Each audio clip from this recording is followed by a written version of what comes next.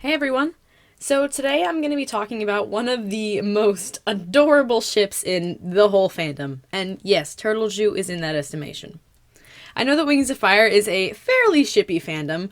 Heck, lots of fandoms are. Everyone wants to ship everyone with everyone, and while some of the ships end up being really cool power couples, Glorybringer, I'm looking at you, some of these couple ships are just drop dead cute. Yes, Turtledew is up there, but I gotta say, I think Blicket wins. Now, I'm not usually one to celebrate Valentine's Day. I generally tend to be more of the in bed alone doing a darn good impression of Batman type, which I know is ironic given my art style, which, trust me, I laugh about a lot. But Darkstalker himself could not look at these two kiddos and not be overcome. They're just such a wholesome ship, and they're so young and naive in their own way, even though they aren't. But it's honestly like watching your kids date. It's freaking adorable. So this What's-Its-Face is me going against my usual Valentine's Day tradition, which involves heavy sarcasm in my favorite Darth Vader shirt, to talk a bit about what might be the cutest ship in Wings of Fire.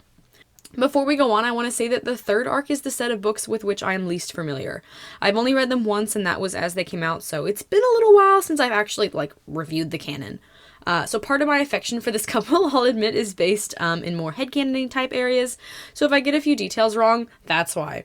I've been sort of planning on doing a big reread for about a year now, but I've also been busy with, everything else I do, so I doubt it'll be happening anytime soon.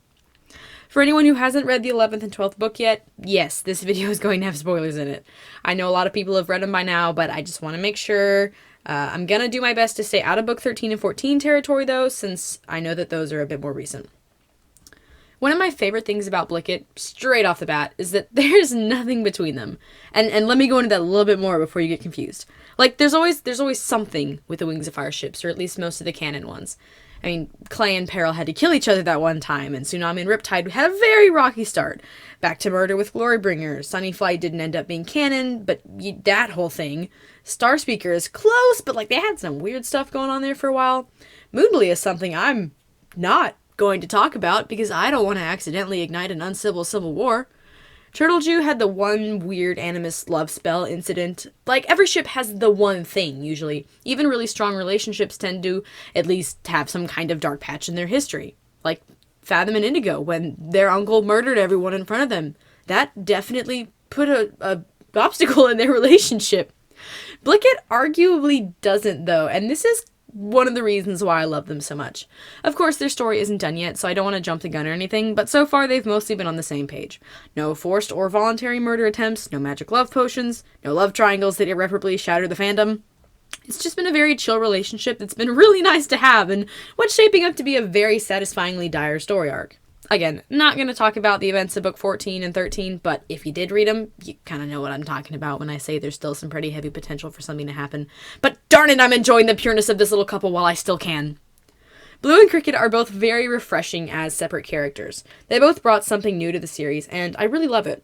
But something about their relationship has this air of naive happiness that I cannot get away from. Even though they understand that they live in a dark, messed up world, the two of them seem to be able to look past that with each other. Not only that, but the implications of their intertribal relationships, especially with a fire silk in the mix, are pretty big given the culture of the Lost Continent. I mean, even once the good guys win, and I mean this is a kids' book series, so eventually they're going to win in some way or another, and the Highwings are no longer the socially dominant tribe, the repercussions of their dominancy is going to last for several generations. Even though there are bound to be dragons like Cricket and Blue who are able to look past the tribal boundaries, they're still going to outlast the physical embodiment of them. Anyone seeing any relations between this subplot and a certain event in our own history? Not gonna lie, I could actually go off on a whole other tangent about this clever, whether it was intended or not, plot. But let me get back to the point within this context. Blue and Cricket are doing something that's pretty dangerous for their culture. In Pyria, we know that hybrids are frowned upon, but they're generally being more and more accepted. But in Pantala, hybrids, as far as we know, are non-existent. Not allowed. Not considered, and if there are any, they darn sure know how to hide if they know what's good for them. Not only this, but intertribal relationships aside, Blue and Cricket aren't exactly popular with anyone right now.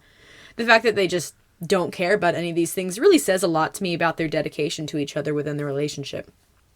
So, fluffy cuteness of these two nerds aside, the relationship does have a bit of a stronger aspect to it that really makes me feel like it's going to be one of the more solid ships in the future of Wings of Fire. And of course, that failing, they're still just really freaking cute.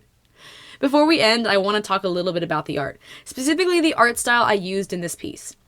One of the things that y'all might have noticed is that as time progresses, my art style just gets cuter and cuter. I mean, we went from this, which granted is a style I still use today, to this, which is closer to my current chibi style, just without the lighting effects, to this, which is another pre-special lighting chibi, to this. I mean, just looking at these two drawings of Aloe, the same character in almost the same pose, you can see that my style is gradually growing more shiny. And now, of course, we have today's drawing, which is about as shiny as it gets. And honestly, this is an aspect of my art style that I could never have predicted, and it's hilarious to me that this is one of the directions it's gone, because it's not exactly very close to my actual personality. Like, people in real life, when they see my art style, they're like, oh, this is a little unexpected. And it kind of is, and it makes me laugh.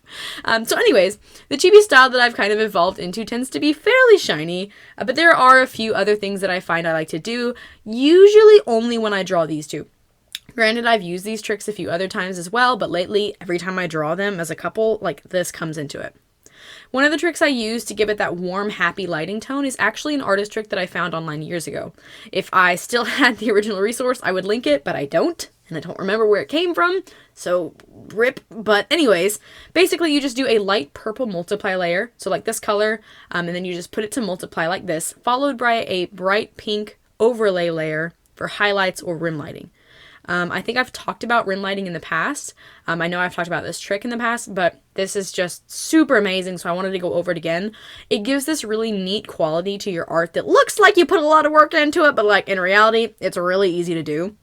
The trick is to add the peachy light warm tone backgrounds to really round out the color direction of your piece. Of course, I generally add another layer of shading over it just to give it some more depth. And in this case, I also used a peachy red pink to do some pretty vivid highlights. I just did this, in this case, I used an addition layer with, I think, 80% opacity, something up there. It was pretty high. I just wanted some of the line art details to be able to show through the lighting. Overall, the really stark lighting I did helps make this piece seem really shiny and cute to me, which was exactly what I was going for, so points to me.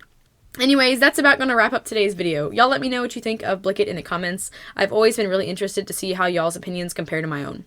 If you're interested in seeing more of my art, there's a link to my DA in the description of this video, along with links to my Redbubble where you can buy merch and my commissions. Subscribe to see more content like this, and feel free to drop a like if you want to make my day. Thanks so much for watching, and I hope everyone has an awesome week. I can feel I'm changing. I don't know if I'll ever go back. All the ways that you make me, build me up on the things I lack.